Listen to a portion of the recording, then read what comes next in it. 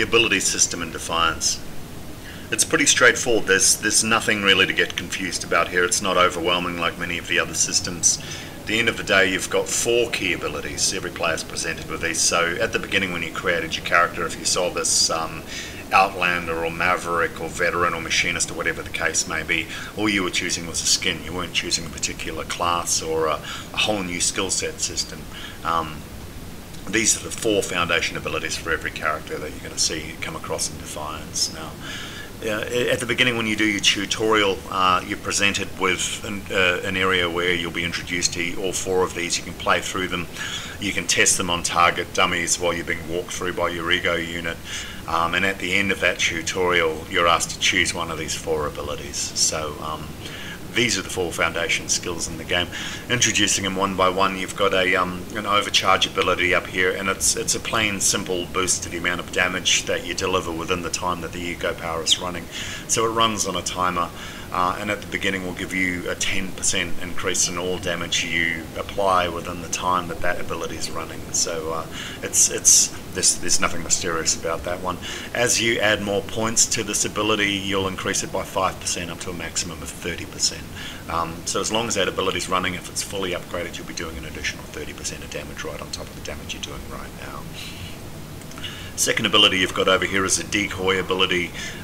What it is it's a mirror image of yourself, a hologram that whichever direction you're facing will run out away from the enemy until it hits an obstacle, or it'll just keep running if there's nothing in its way, and your enemy will immediately be attracted to it. It generates an enormous amount of aggro, and it has hit points of its own, so the enemy will start attacking that ego decoy once it's set out, which gives you an ability to either kill them while they're distracted or run away, depending on how the fight's going for you. One interesting thing you can do with that ability is also swap positions with it as well. So if you do send it out of combat to perhaps a safer place from where you are, you hit the power button again and you'll trade places with that decoy. The decoy will appear where you were and you will go where the decoy is. So that will get you out of combat, out of trouble. May concentrate them all into one area where you can drop something explosive. You know where I'm going with that. This is your sniper ability. It's called Cloak, and what it does is it simply makes you invisible, and while you're invisible your aggro drops. Some enemies don't care whether you're cloaked or not, they're still going to attack you anyway. I've noticed some of the Vulsh, once they've got a taste of you, they're not going to let you go, while other ones, as soon as you cloak, will immediately lose you and start focusing on the next person in the rankings for aggro. Now, every time you perform an action like fire a gun or I suspect change a loadout or whatever the case may be, you'll become visible. So it's like that classic Dungeons and Dragons for anybody who's played it ability. As soon as you do actually do something rather than just sit there or move around in a very, very careful fashion, you'll become visible to everybody around you straight away. Now the last ability here is Blur, and in all intents and purposes I think it's designed to be a boost to people who like a melee style of play. What it does is it will increase your speed by 50%, and while it's active, any melee damage that you do will do full damage against enemy shields. When you start going up against Dark Matter, Vulsh, the big guys, they're all loaded up with shields, and unless you've got a weapon that's a lightning based weapon or something like that, that's going to impact those shields. Shields can be a real problem to deal with, so this ability effectively looks like it could be something useful. Also too, look, if you're that sort of person who's using a pray and spray weapon like a machine gun or a shotgun, it's a good ability as well, especially when things are starting to get south and you can hear that beeping sound as your shields are gone. You hit your panic button, you run and you start blasting like a lunatic, and who knows, it just might get you out of trouble. As far as melee goes in this game, it looks like something that has a lot of potential but was never finished. And look, I'm one of those people who likes to find the travel down the road less travelled, and find play styles, DPS styles that aren't mainstream. I'm not one to go to guides that much to find out how to hurt things. Really, if you know, I think it's more a propensity than something that you can learn. And look, I did try the melee path. I do have a melee build that I've got set up in there, a melee loadout. I paid for and downloaded the Castafan DLC pack, which lets you pick up a blade. And look, it's a great weapon if you're solo, but once you start getting areas where other people are and the threat rating goes up, you'll meet on the table if you turn up and then expecting a melee style to really come through for you. It's just not going to happen. Anyway, so those are your 4 basic abilities. The more points you put into Blur, the longer the duration will be, and it's the recharge time, the cooldown time for Cloak is affected by additional points. It starts to come down. This Decoy's health will increase. It will have more hit points, taking more damage, which gives you more time to sort out what your plan B is going to be. And obviously your damage goes up, as we've discussed. So those are your 4 key abilities. What this is going to tell you from the go-get is there are no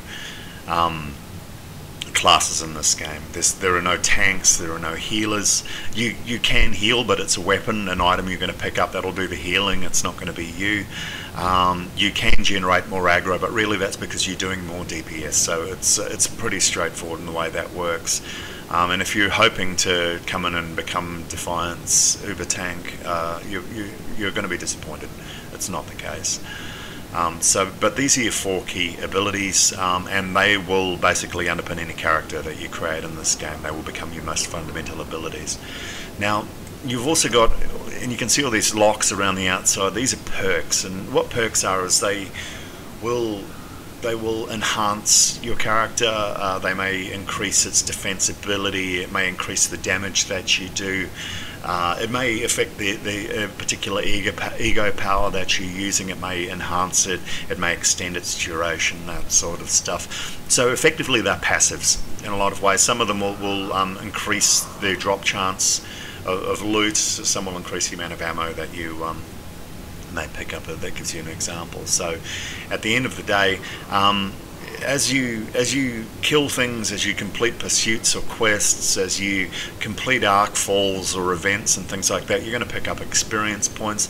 Once your experience points hit certain peaks, you start to accumulate ego units, and these ego units are the points that you use to plow into your abilities. So the first thing I've got to do here, I've just done a respec, so it's pretty much wiped the board clean.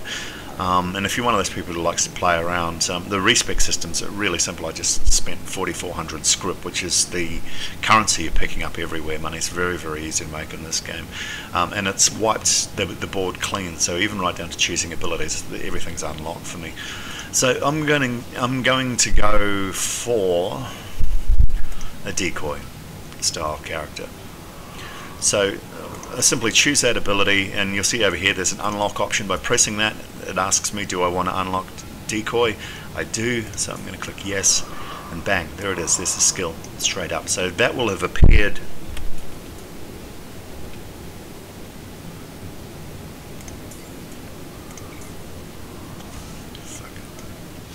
So I'm going to go for Decoy on this character. I've selected Decoy from the skills matrix. I'm clicking on unlock, and I've put a point straight into that. So what's happened firstly, you'll notice, is that these other 3 abilities have locked straight away. You'll also notice that the perks adjacent to the Decoy ability have unlocked.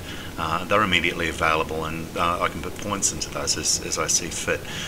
Now, following this particular system, if I was to put a point into any of these perks around the outside, any other perks adjacent to that perk will also unlock as well. And that's how I can go from having Decoy to having the overcharge ability, for example.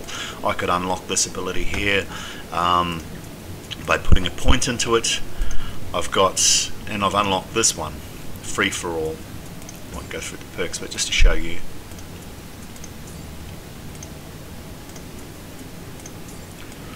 And overcharge has been unlocked. So for the cost of 4 points, I can basically unlock this ability over here with a 5th point. And that's pretty much the essence of this whole ability system. It's pretty straightforward, like I say. And at the end of the day, really, it comes down as to picking the perks that firstly emphasize the particular ability that you've chosen. many perks will decrease the recharge time, or will increase the amount of damage that it does, or increase the duration of your ego abilities as well. But also other ones will boost your base damage. They'll increase your survivability. You've got the whole set of abilities that will trigger, of perks that will trigger as soon as your shield breaks as well, which can be lifesavers. Ones that will add additional ablative armor, or give you shield recharge. There's other ones that will affect ammo as well, how your ammo regenerates, or ones that will passively reload a stowed weapon that you're not using while you fire off with the other one as well. So you may have a DPS class, very heavily weapon dependent, that you can swap weapons between, and while you're using one, the other one will be recharging. So that's a nice perk in this game as well. And that's it in a nutshell. Basically, that's your ability system. So these are your key abilities here, and these are your perks that will add additional benefits to your character as they're added to your particular character sheet. And that's the next thing you need to take on board with this as well. I'm going to just cancel this build because I've already got one that I've been working on over here, and I've been using Overcharge to do it. I'm going to exit this menu and then go to my loadout screen, and you'll notice that my main ability is here in my loadout screen, but I've also got perks laid out here.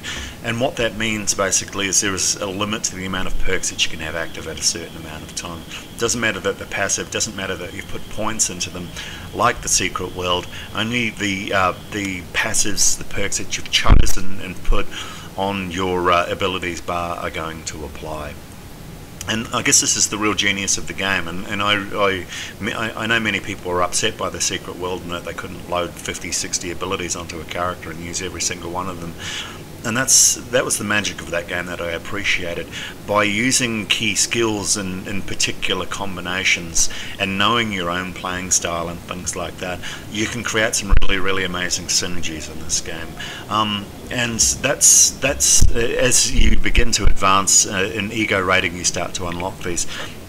By the time my ego rating is up to 1,000, I will have unlocked all 9 of these slots, and I can be running perks, 9 different perks at a given time in a main ability.